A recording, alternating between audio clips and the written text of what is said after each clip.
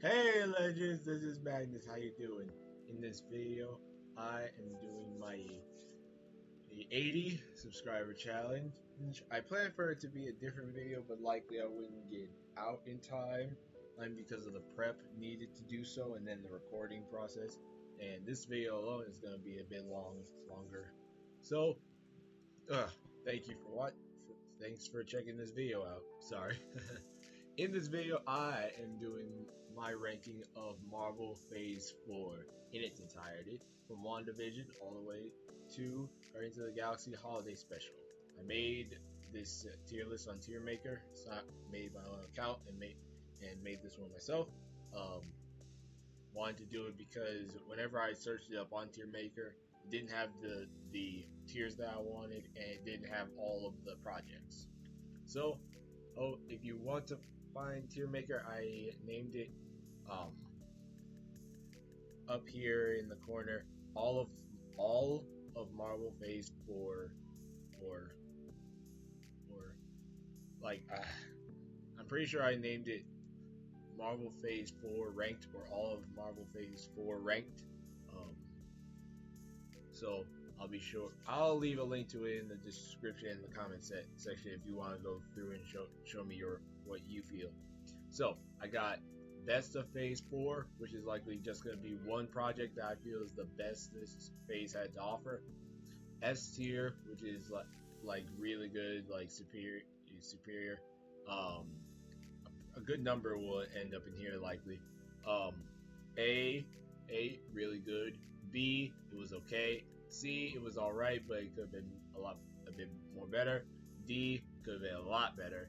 E, nobody uses E for some reason, but it's like E for me will be like, it wasn't absolutely terrible, but it had lots of flaws. F, totally terrible.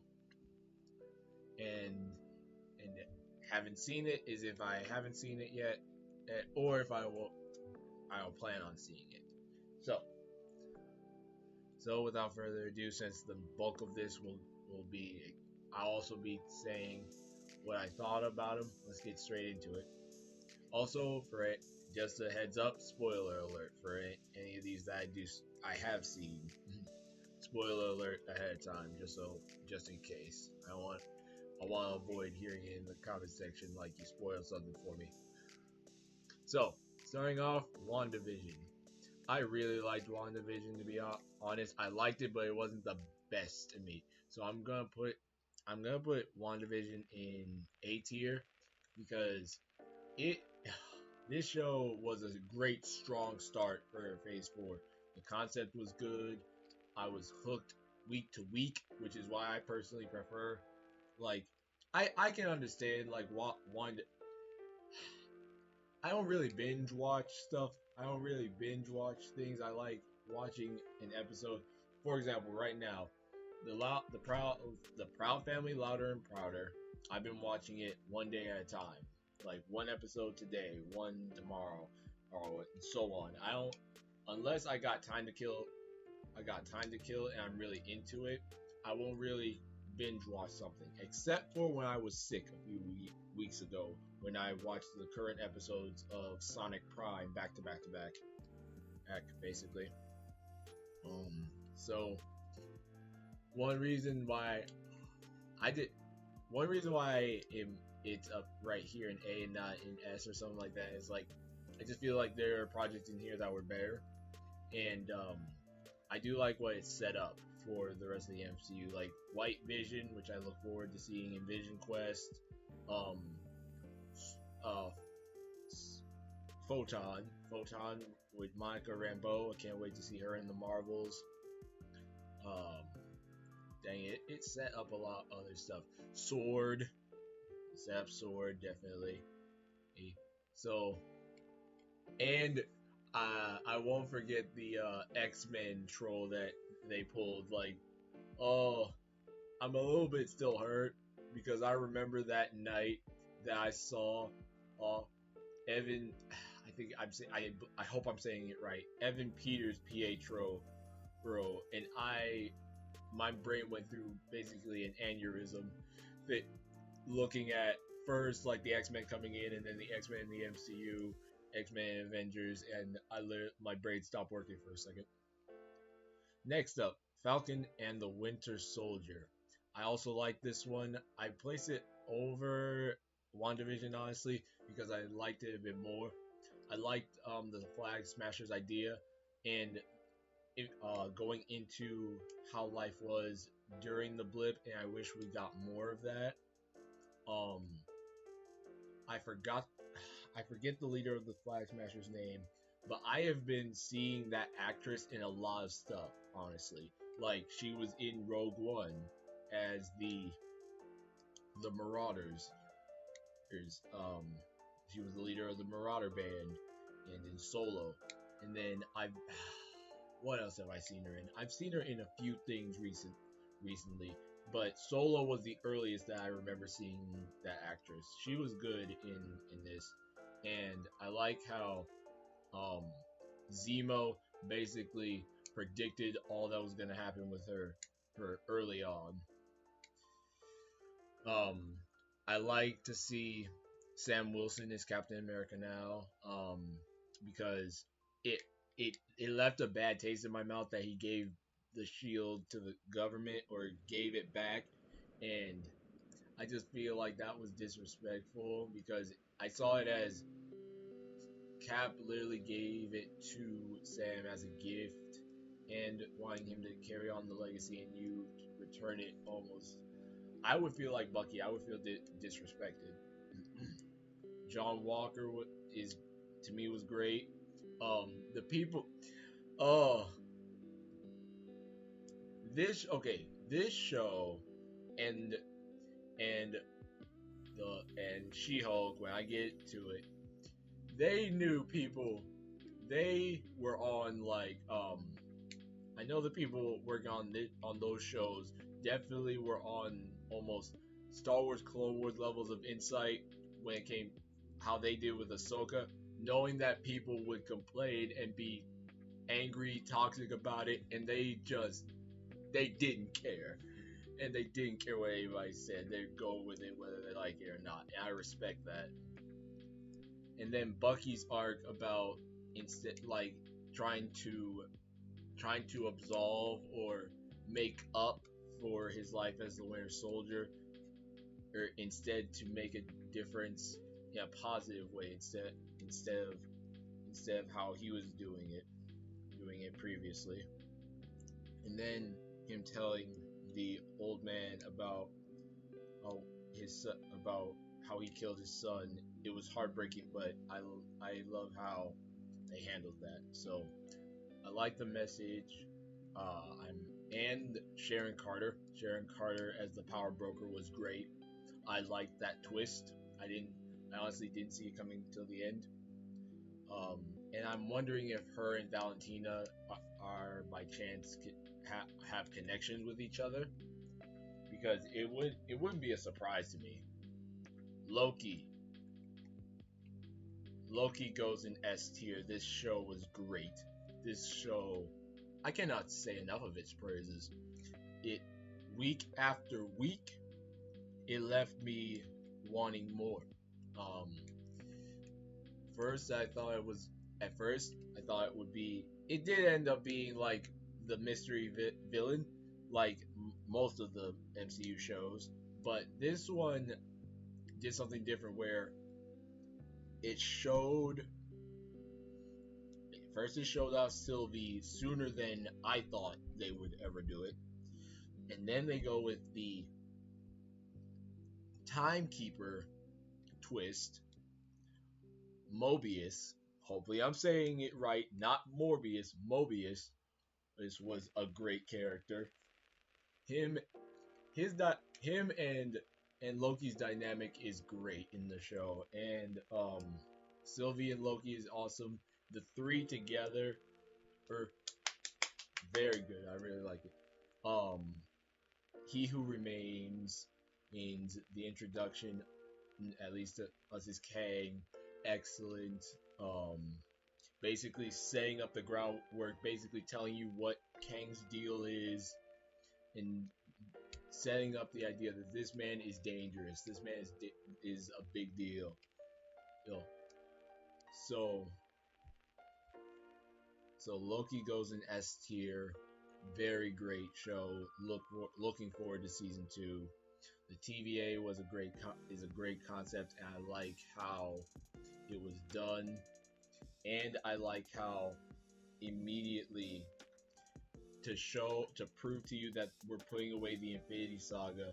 They literally just have a drawer full of Infinity Stones. People use them as paperweights.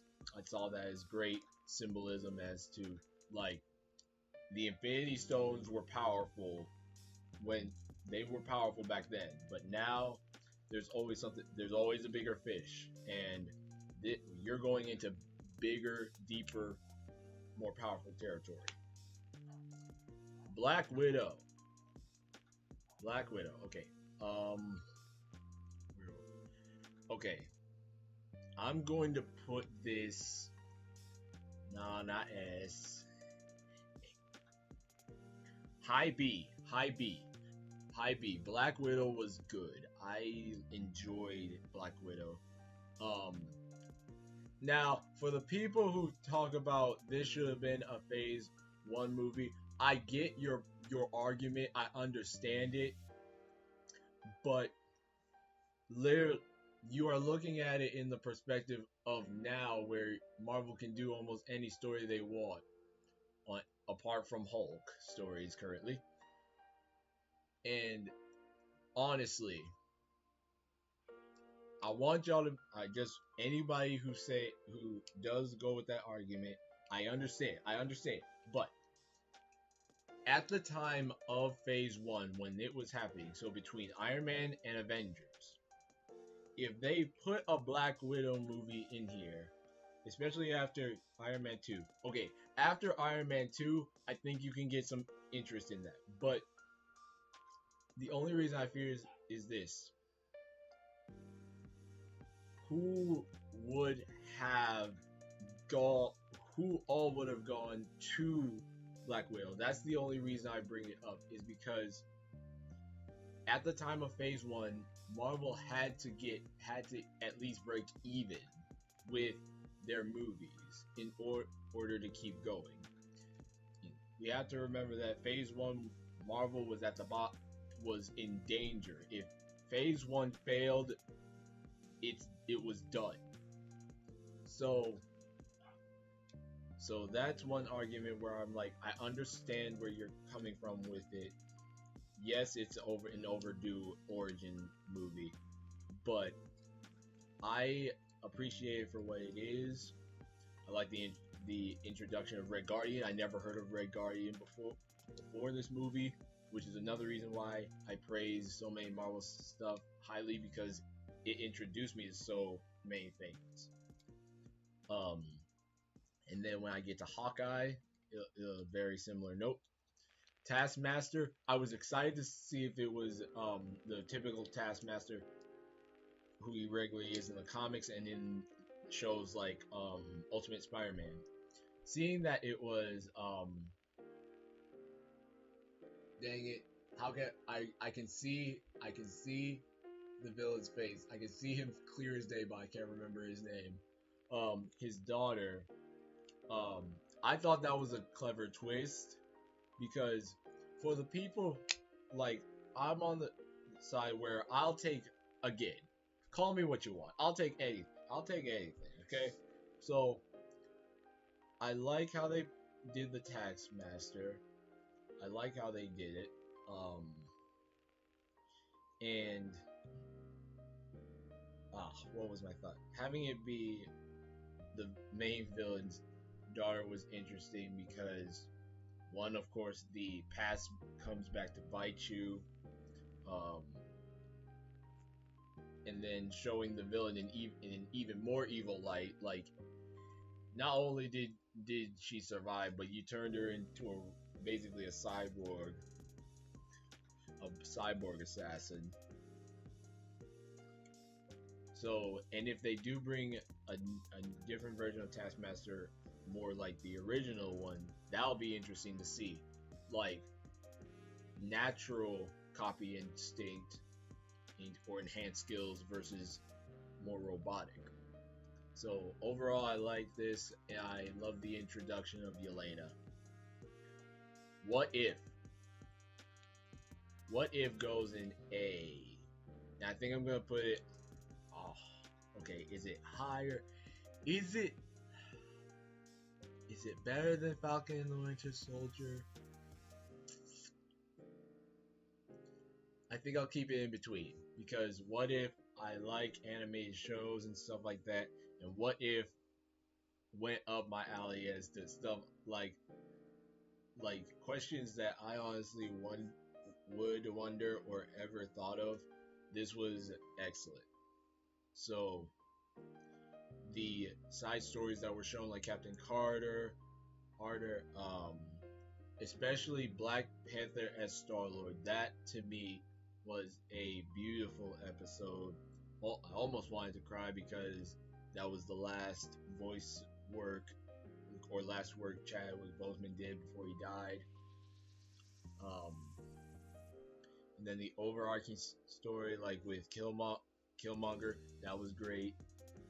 And one thing that I hold praise for What If for, what they did with Ultron, because I grew up with Ultron from uh, Earth's Mightiest Heroes and the movie Next Avengers, or basically Young Avengers, where Ultron basically killed every hero on Earth except for Iron Man because he got away, and the Hulk.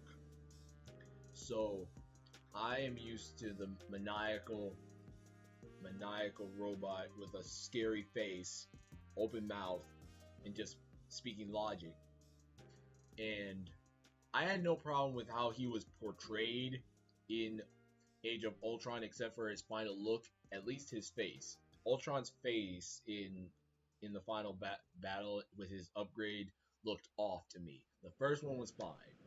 Um, the way he was defeated. Now I've heard that they plan on bringing him back somehow in Phase 5 or 6, and I hope that it's true because I am a strong believer of you cannot defeat Ultron that easily. Like, there is no way. And even if this, like, the MCU is part of the multiverse where this is true, I don't like it. Where Ultron is just so overconfident that he doesn't have himself backed up or copied somewhere to, even from the start of the fight.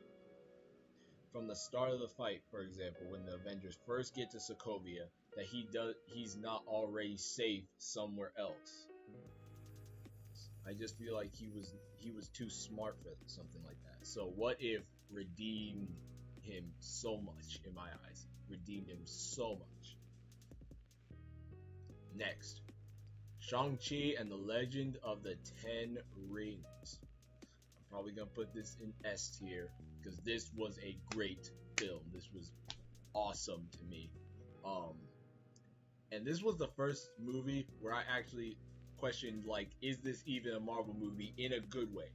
I questioned if it was a Marvel movie in a good way because it felt so different. It felt different from previous Marvel movies with the martial arts, and now the cosmic side of things made up for it, especially the final act, the final battle. Like, oh yes, this is a Marvel movie, and I can understand why some people didn't like that part because it rushed into almost a Marvel ending.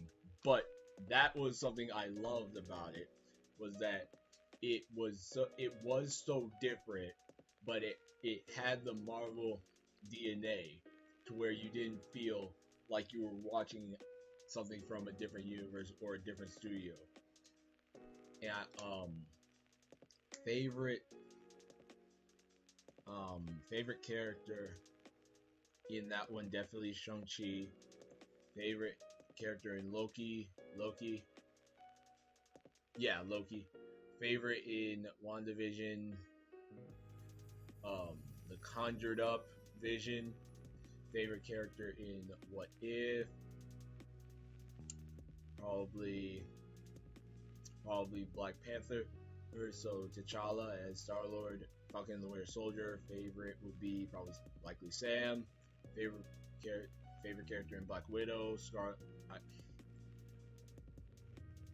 Oh my goodness, Natasha herself.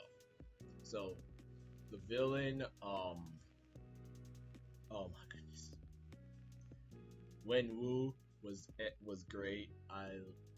I want to, if they do a series, they'll like, if anything, do a series or a short. I want to see Wen Wu as when he first got the 10 rings and his life as he conquered the world, as he said in the exposition.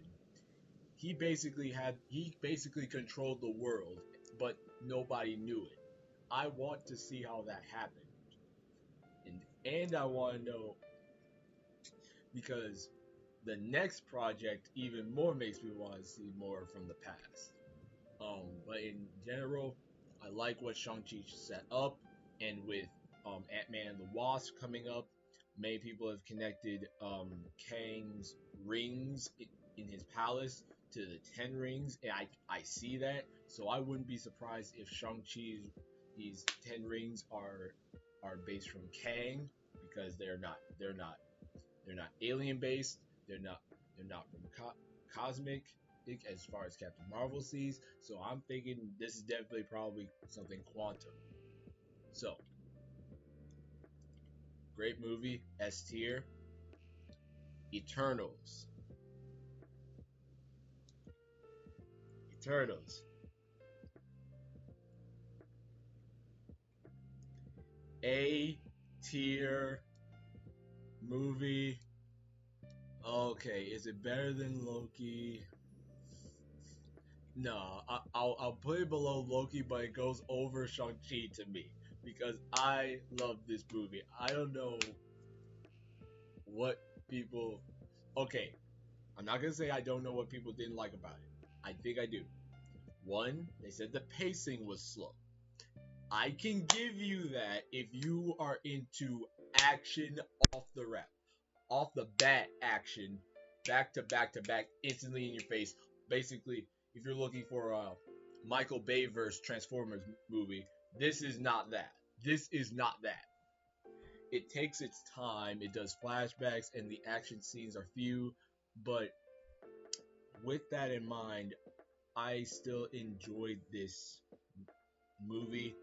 Um, if they did a series or shorts beforehand about explaining the characters, I think it would have added more to the movie. But to me, it did. One thing I like about Eternal so much is that it introduced a cast of 10, well, two essential main characters, but basically 10 main characters, and you get to care about them. They each get short moments to shine, but they glow and they thrive to me. My favorite character in Eternals, Icarus, and I don't care what anybody says. Icarus to me did nothing wrong. Icarus did nothing wrong. Oh, oh. And it hurts me that the Eternals that died in here, I won't because what if season 2 and any other further seasons, I want to see stuff like if Gilgamesh fought Hulk or Thor, because I want to see how strong he is compared to them. Um, oh my gosh, Makari, she is hands down the fastest being in the MCU right now, fastest by far. Quicksilver got nothing on her. Oh, and I also want to see if the Eternals from the movie fought the Avengers, what would happen? I'd like to see that battle actually happen. Um, I like the story. I under I can understand different characters' motivations, and it this movie did two things. It made you lose your faith in humanity the same time the Eternals did, but it also helped you it also raised your faith in humanity at times. So, Eternals, S tier movie to me. Really liked it. I have a shirt.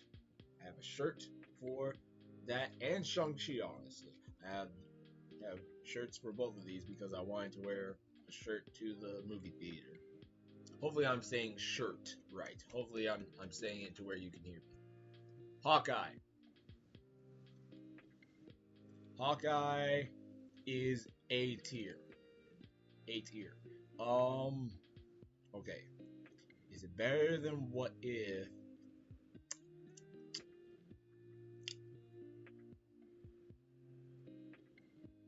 Hmm. I think I will put Hawkeye above Falcon and the Winter Soldier and What If because what Hawkeye is again, yes. Should he have gotten a movie or TV show in phase 1 or earlier on? Absolutely. But the main question here is, did he need it during that time? Same with Black Widow. Did they need it? Did they need it back then?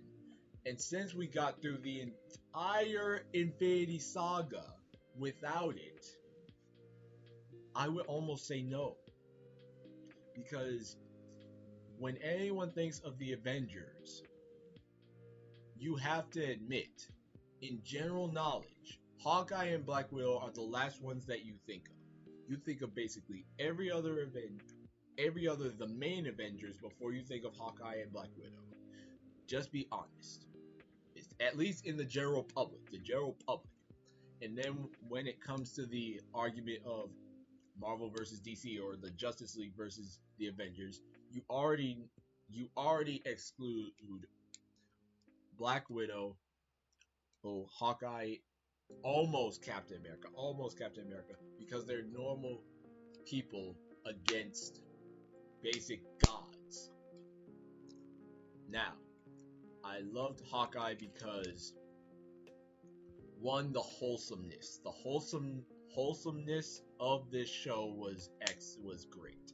It was great. I liked Kate Bishop, and I like the dynamic she will potentially bring to a Young Avengers or New Avengers team, especially with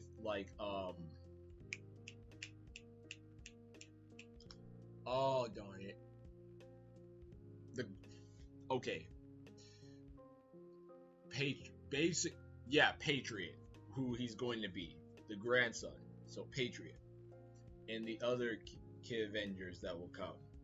Like I was hearing, for example, how I think Screen Crush did it in a video, how Kate Bishop would offer the dynamic of a rich person, but who still wants to do the right thing, with somebody who may be in the working class, average, and wants to do the right thing, and that could lead to tension. And I like that because I feel like people would complain about that, but I'm like, it's hitting on different terms that the original Avengers did. Tony Stark,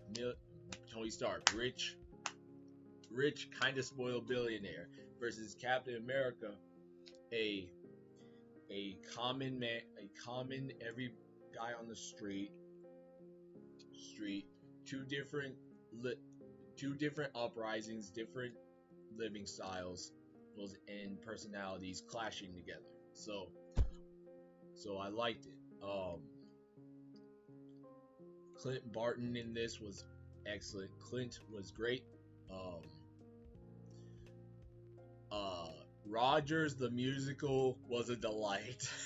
Rogers the musical was a delight, especially when they made it the end credit scene of the finale. That made me laugh, and I watched it all the way through. I'm pretty sure that if Rogers the musical was brought to real life, people would go and watch it. Echo, great introduction to Echo. surprised me with Yelena coming in as a Black Widow for revenge against Hawkeye, and of course with Black Widow's end credit scene, that had me on my toes because of like okay, either okay, I wasn't because I saw Black Widow before I saw Hawkeye, so I was surprised when she showed up. I had an idea that she would show up sooner or later. So, uh, Lucky was adorable. I just wish he had more time in the show. Um, Wilson Fisk. Wilson Kingpin Fisk showing up in Hawkeye. Oh my gosh. Even the small hint when you see him hold Echo's cheek, you could tell that you could get an idea that was Kingpin's hand. But when I saw the picture from the phone, I screamed. And the finale episode had me elated. Um, the dynamic between Kate Bishop and Yelena, golden status. Um, Kingpin overall in there. I I heard a lot of initial thoughts was that they ruined Kingpin about him getting beat by Kate Bishop. First of all, if under that logic to me, Spider-Man shouldn't have grounds to be going up against Falcon or Winter Soldier in Civil War. But the main reason because as fans we immediately know what we're getting into with Spider-Man. But if you're going by that, like I would apply it to ones like Spider-Man as well. So for one, Kate Bishop got her butt handed to her. She got thrown through a window. I think no, she didn't get thrown through a window. She got thrown around at least. She got beat up. So to me, if you're going to beat a villain, if you take a beating beforehand or in return, that makes up for it. So I don't care. And then she didn't beat him hand to hand because that was not happening. She beat him using tricks. Which what again, when you don't have the strength or the power to beat an opponent, sometimes you gotta outthink them. So, and then Kingpin still walked away from it. So I feel that it didn't. If anything, it made Kingpin even stronger because we saw him take an arrow to the chest and just snap it off. He just snapped it off. Got hit by a car, or shrugged it off. Got blown up with multiple trick arrows, and limping. It took getting hit by a car, getting blown up, and anything else just to get him limping. That's a true comic accurate. That's to me a almost true comic accurate Kingpin right there. And then I basically reacted the same way a lot of people did when Echo shot him. If we didn't see a body, he ain't dead. Like at first I was like, y'all did not just bring him here just to kill him all. But no body, he ain't dead. Unfortunately, TV shows and movies has proven that if you don't see a body, even in the most impossible circumstances, that villain ain't dead. So overall, Hawkeye is an A, top in the A tier list. All right, sorry, I went on a long tangent with that. Makes me worried about some of the other ones on this list because I'm definitely gonna go on a longer rant for that. Spider-Man, No Way Home. Okay, top of the S tiers, top of the S tier, top of the S tier. I have to look over this by the time I go over to pick which is the best of the Phase 4. So I got, okay, Spider-Man No Way Home, I gotta make this rant brief. I will fight on a hill. Say it. Spider-Man No Way Home, right now, is the greatest Spider-Man movie of all time. And is this because of nostalgia bait? Absolutely. But you can't deny that it doesn't have story in it. Now, uh,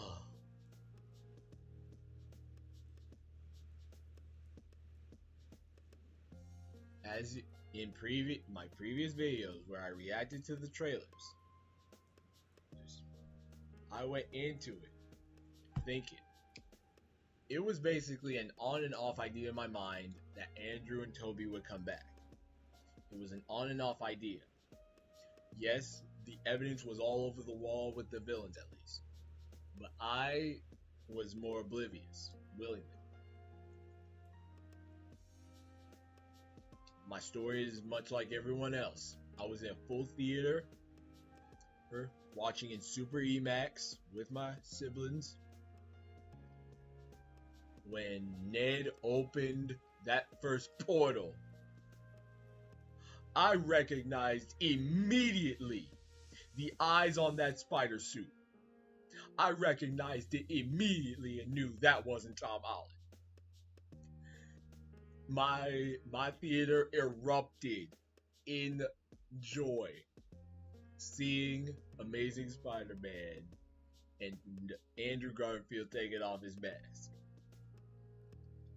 But if anything, bruh, when you think they couldn't get louder, when Tobey Maguire showed up, the screams went through the roof higher than the last one. And I didn't think that was possible. I was about to cry. So the second half of the movie was excellent. Okay, it was excellent. The story and settings Peter up to be how Spider-Man usually is, excellent. Heartbreaking, but excellent. And that just to me gets to the crux of Spider-Man stories because killing off Aunt May, all I was saying in the moment before she died was, please don't do Spider-Man PS4. Please do not pull Spider-Man PS4 on us. Because that was the first time playing that game where I ever saw a story where they killed off Aunt May. And it has killed me. It has been hurting me ever since. And now that they did it here, oh, it tears my heart out. So greatest Spider-Man movie of all time, in my opinion. And my favorite character is tied between Tobey Maguire's Spider-Man and Tom Holland's Spider-Man. This movie absolutely tied him up. So, next, Moon Knight. Moon Knight.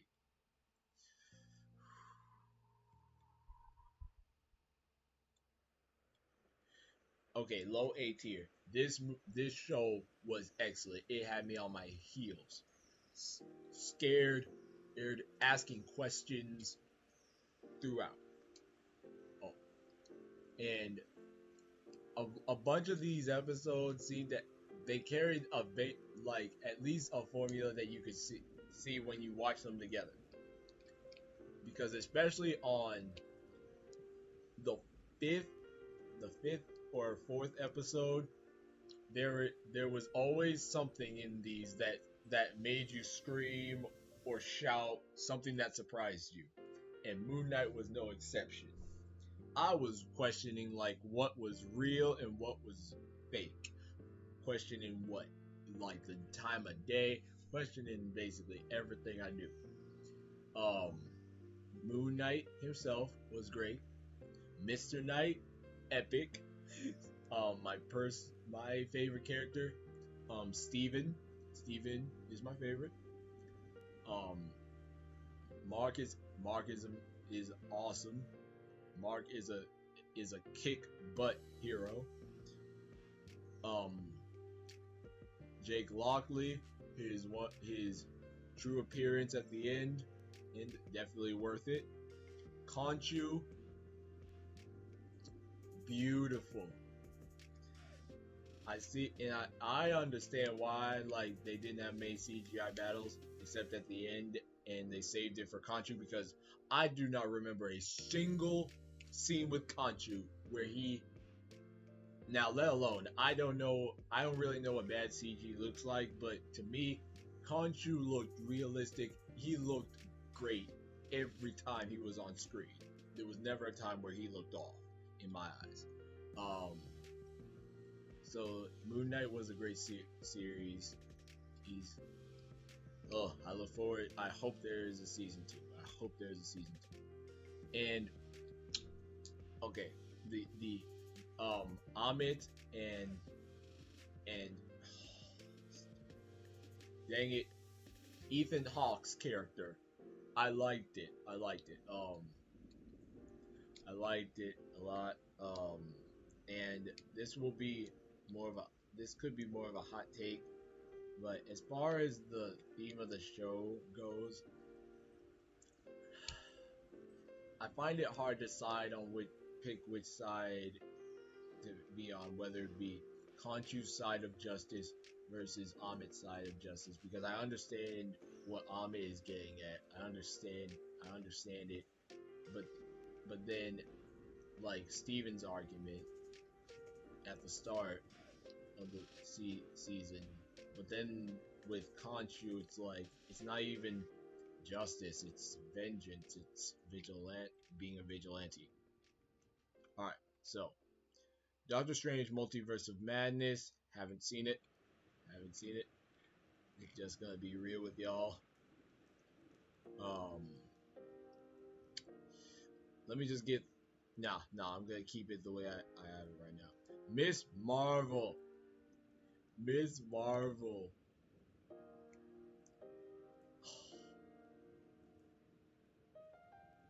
Is it better than Loki? Is it better than Loki?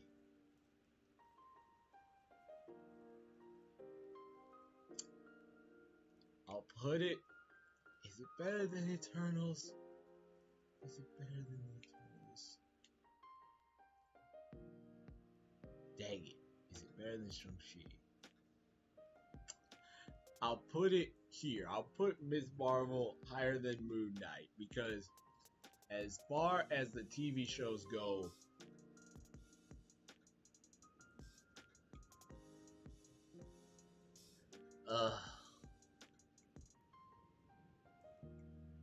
okay. Loki is probably a better show than Miss Marvel, but Miss Marvel is my favorite MCU show so far. This one, I loved it. I loved Kamala Khan's character. She's my favorite one there. The story was great. The music was good. The animation in the background, how they did transitions was great. I wish we got a bit more of the. I wish we got more about the clandestines and their realm, because if it's from a different dimension, I wish we could have seen it and get more information on it. So that's something that I would peg it down for, but it's still my favorite thing. And I do know about Miss Marvel's original powers and being a Inhuman in the comics and in TV shows and in the Marvel Avengers game, the way they rewrote that, the way they redid that story. Um, but I was honestly fine with the story of the Bengals. I was honestly fine with people comparing it to Green Lantern because I'm like, because again, you'll likely see in a future video about um or in my previous video about Green Lantern being my one of my favorite DC heroes. So I didn't have a problem with it. I thought the effects were good on the crystal powers. Um, and then the time travel piece of Miss Marvel was great, in my opinion. Um, let's see, because Miss Marvel is very much how we normal people would be, and how much we will probably, if we encounter, and just in general, somebody who gets powers for the first time, she does it the way many people would.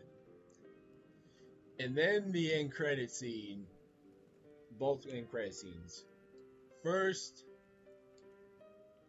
oh my gosh, when oh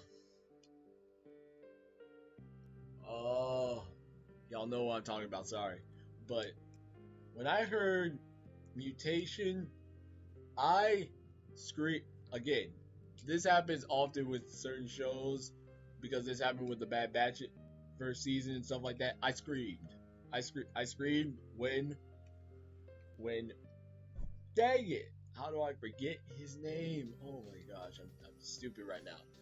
When Kamala's best friend said she had a mutation, I screamed to the point where I didn't even hear the X-Men sting. I did not hear it. It wasn't until I was watching reactions on YouTube later that I heard the sting.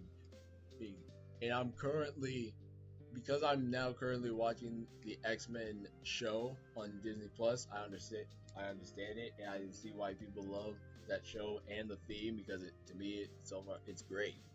But I did not hear it because I was too ecstatic. I was too ecstatic of Kamala and it setting up being a mutant.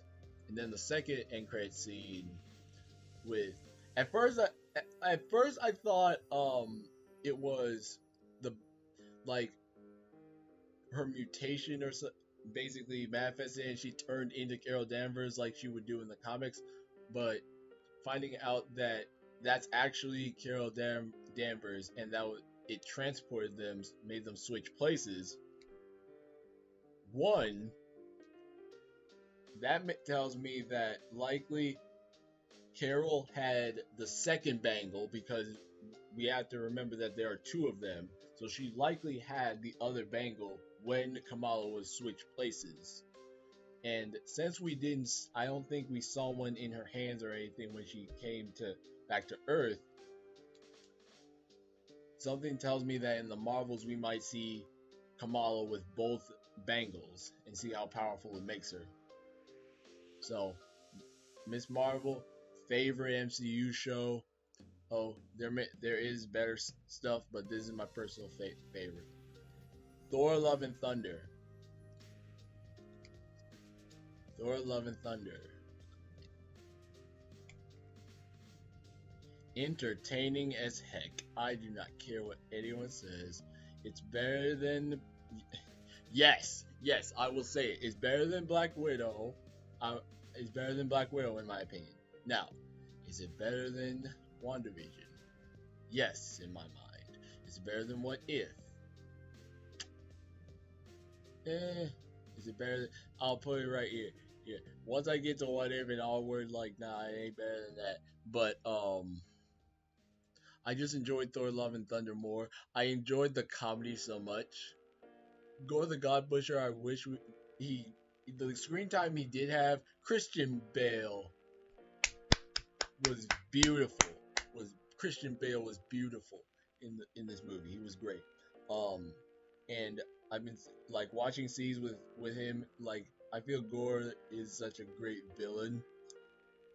And when it comes to how he was designed, I'm pretty much fine if they kept him the way he is or how he is in the comics. Either or, it wouldn't have mattered to me. Seeing him do more of his work as the God Butcher would have been pretty cool. The goats were hysterical to me. The goats were great. Seeing the Guardians of the Galaxy was cool. One highlight was, of course, Mighty Thor was Mighty Thor. That was great. And then I like to see how people was saying like Jane was going to replace Thor, and I can understand where you could get that since they're passing on the torch to new heroes. But seeing Jane die, I'm like, I wonder what those people say now. I'm just curious. I'm just curious because you were saying you were going to replace him, and instead they killed her off like what happened in the comics. It's cancer ended up and the powers ended up making it worse. But one of my favorite things about Thor: Love and Thunder was the dynamic with Thor and Stormbreaker, because I often compared it to like Thor and Stormbreaker being a jealous girlfriend, the the the jealous current girlfriend or wife, and Thor's looking at his ex. Like, oh, the comedy in this movie was great, and the serious moments were really good too. Um, the the uh the ah the kid fight with all the kids having the power of Thor. I thought that was cool. Okay, I don't care. Like, I thought that was a cool concept. It, I thought it was a cool concept. It looked cool. Um, and then um, Thor basically being a dad now. That to me is cool because I wonder what stories it can tell in the future. So, Thor: Love and Thunder, enjoyed it. Favorite character. Favorite character is kind of tie, three-way tie. Thor, Mighty Thor, Jane, or Gore the God Butcher. I'm tied. I am Groot. Haven't seen it yet. She-Hulk. She-Hulk. I think y'all know what. I think y'all basically know how I feel. If you see my shorts on my few shorts on it and my review of the trailers. Okay. Okay. Where do I put this? Is it better than Thor: Love and Thunder? Yes, in my eyes. Is it better than What If? Yeah. Is it better than Falcon and the Winter Soldier?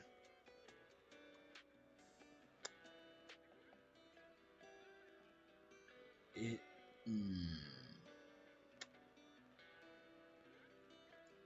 Ooh. Is it better than Hawkeye? No. Hawkeye, nah, I won't place it there. Is it better than Falcon the Winter Soldier? Yeah. I'll play She-Hulk right there. I'll play She-Hulk right here. Here in a higher A tier because She-Hulk made me laugh. The social commentary was excellent. When I kept seeing people just badmouth She-Hulk left and right, the way they just hated it on Twitter and all that, the YouTube channels that would just bash it to the ground, and then when the show makes fun of those exact people, all that gave me so much satisfaction. That gave me so much satisfaction. And then when people complained about it, made it even more. Man,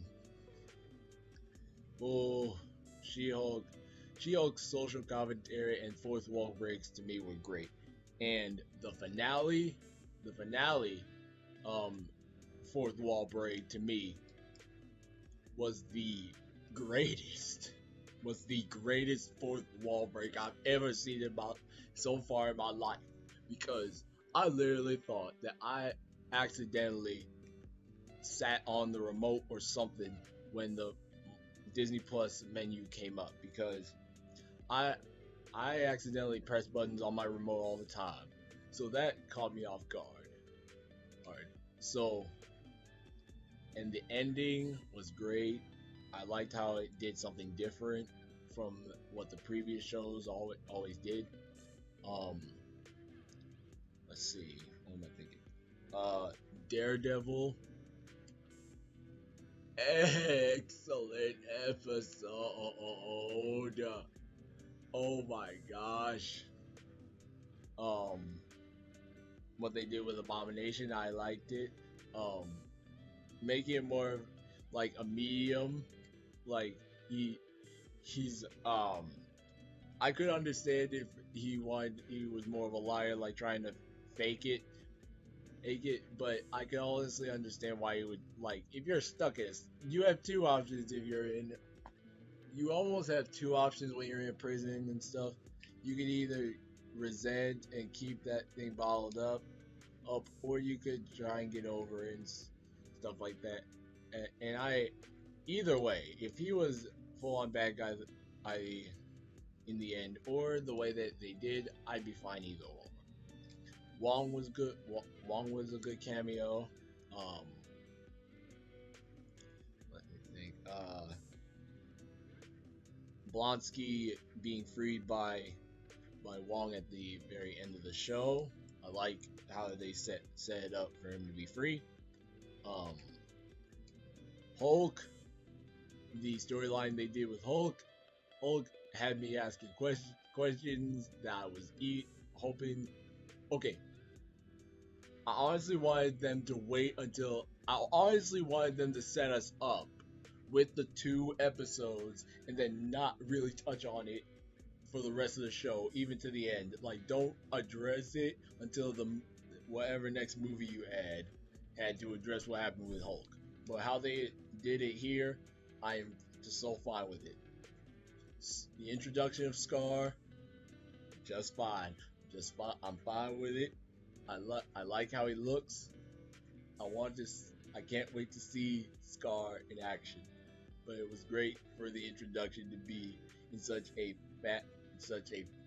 formal family way. I really liked it that way. So She-Hulk, yeah, She-Hulk, I will say better than Falcon and the Winter Soldier in certain parts. Just made me laugh a lot. What If? Yeah, I can say that. Love and Thunder? Yeah, I can say that. WandaVision? Yeah, I can say that. Werewolf by Night? Haven't seen it. Okay, let me just save some time. Guardians of the Galaxy Holiday Special. Haven't seen that one either. Um, so the last one is Wakanda Forever. Wakanda Forever, I will place here. I'll place it right here, here in S tier. Overall, great way to give respect to Chadwick Boseman. Um, I love the story that they did with Shuri. There were multiple moments in here that I almost wanted to shed a tear because it got emotional. The music score, excellent. Angela Bassett definitely deserves that Oscar. She definitely deserves an award for her performance in that movie because she stole the show when she was giving it her all on screen. Namor, Namor.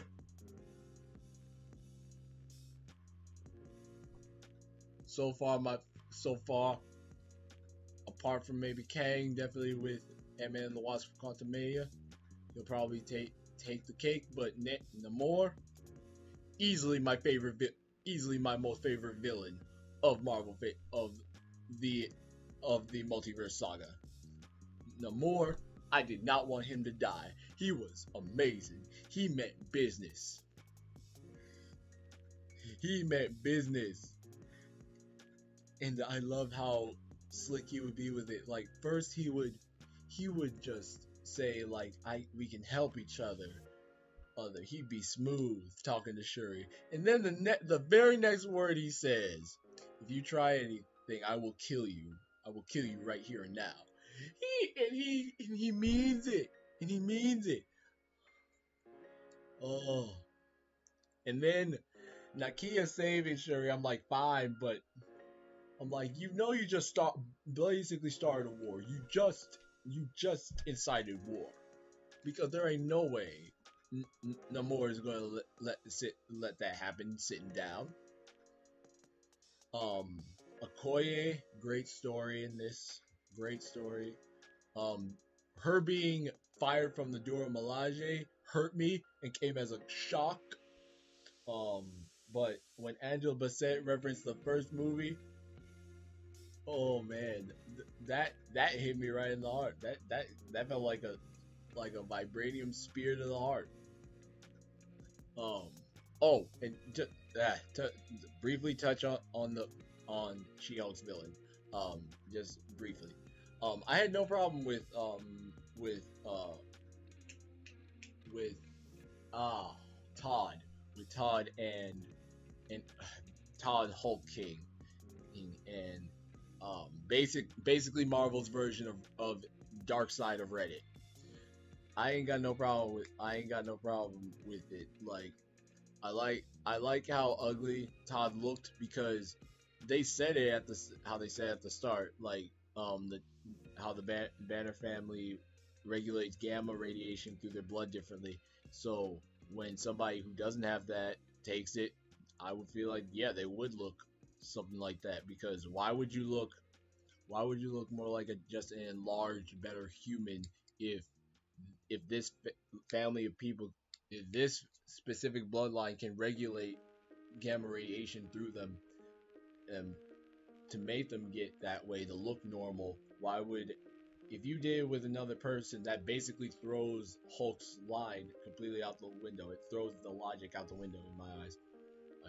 Um and I also like how yes it's internet trolls, but you honestly gotta remember like it's still a thing. We don't want to address it, but it's still a thing that regular people on the internet, as we can see, droves can drive people, famous people, off the internet and make their lives miserable. And if we just because if you act like it's not a problem, that doesn't mean that it goes away. Anyway, back to Wakanda Forever. Namor, excellent. Um, Okoye versus Atuma, I believe his name, Atuma. Great, that was great. I look forward to seeing those fights go down. The Midnight Angels. I think the Midnight Angels are beautiful. Like looked a little. It looked strange to me, but maybe the way it was looked because it looked the same way in the comics. And I'm like, I guess that design doesn't suit me. That design doesn't hit me the same way. Um, Ironheart, Riri Williams, ex great character. She's definitely served as the audience like she's definitely the audience as the movie goes on, and her dialogue was hilarious. So I look forward to Ironheart and seeing her show. Um, the Ironheart armor looked great. And I hope we get to see it again sometime. I hope we get to see it again. And I love how Wakanda Forever set up Talokan as a true threat. It took the Wakandans had the element of surprise, got their king away from the battle, and all that, and they were still losing. Talokan is a true threat. And then how Namor at the end just pulls the smoothest card that Wakanda is our ally. And if the world goes for Wakanda, they will come to us. And then we will be able to benefit from it. Namor is the smoothest, clever, like, the smoothest villain so far. I love him. I love him. I love him. I love him. I love him. I love him. Oh, I want to see more of him. If unfortunately due to the rights with Universal, I don't know if they can make a Namor film, make a Namor the Submariner film. But if they ever did, I'm watching that. I'm watching that. So this is basically the tier list. Now I gotta pick what goes in best to Phase 4. As y'all can see, I don't care what y'all say. I'm certain some of y'all are gonna put a bunch of more of this stuff down here. But to me, like most of the stuff is up here. If I didn't see it, if I've seen it, it's somewhere up here. So I need some of this stuff I need to see. So best of Phase 4, the best of it, Spider-Man No Way Home. Spider-Man No Way Home to me currently stands as the best thing in the MCU. And then going over it, Wakanda Forever, next best thing. Yeah, I can sit with that. Loki, yep. Eternals, yep. Shang-Chi, yep. Miss Marvel, yep. Moon Knight, yep. Hawkeye, yep. She-Hulk, yep. Falcon and Winter Soldier, yep. What If, yep. Thor: Love and Thunder, yep. WandaVision, yep. Black Widow, yeah. So yeah, that's basically my tier list. That's how I rank it. Like a bunch of, again, majority of this stuff is in S and A tier to me, and I'm certainly gonna one day do a. I can probably do each of the phases like 1 through 3, and then all of them together and see how I rank them, and it'll be very different. So down in the comments, please tell me what you think. Yeah, I know I'm gonna get a bunch of slack in the comments. Please send them to me because I want to defend myself. I don't I want to defend myself on how I put She-Hulk. I want to defend myself on how I did Eternals, Miss Marvel. I honestly want to Thor: Love and Thunder. Like the stuff that people say is bad. I want to defend myself and tell y'all I'm willing to fight on a hill on how I place these. So please fight me, come at me, please. I want some interaction with y'all. Please tell me. And then when it comes to what I haven't seen, please let me know. So thank you guys so much for watching this video. I know this was a longer one. My 90 subscriber set special will be coming up, and that'll be that likely will be a longer video because I'll be doing a tier list of something else, which I believe has way more options to go through. So, thank you guys so much for 96 subscribers as of the recording of this video. Hopefully, this is the first Monday of February no, I am wrong. The first Wednesday, second Wednesday of February when you see this, because hopefully my first video uploaded one of the first videos I uploaded in February should be my reaction to the DC Slate announcement. Alright. Comment, like, subscribe, share this video. I hope you enjoyed it, Legends. React to my madness. Come at me in the comments or react to it so you can slander me. I want to hear it. I will see you in the next one. See you later.